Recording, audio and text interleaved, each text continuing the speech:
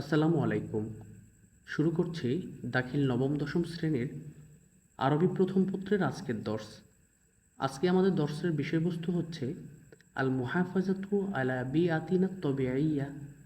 আল মুহাফাজাতু রক্ষণাবেক্ষণ করা অথবা হেফাজত করা, আলা উপরে, বিআতি মানে হচ্ছে পরিবেশ,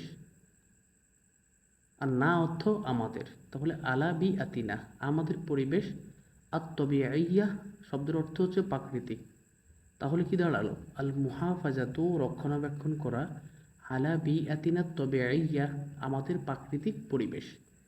তাহলে আমি আবারও বলি, মুহাফাজা শব্দের অর্থ হচ্ছে রক্ষণাবেক্ষণ করা, আলা বিআতিনা মানে আমাদের পরিবেশের উপরে, আর তবিআইয়া মানে প্রাকৃতিক। তাহলে আমাদের প্রাকৃতিক পরিবেশ রক্ষণাবেক্ষণ, এটা হচ্ছে আজকের দর্শের শিরোনাম। তো একটা দুঃখজনক বিষয়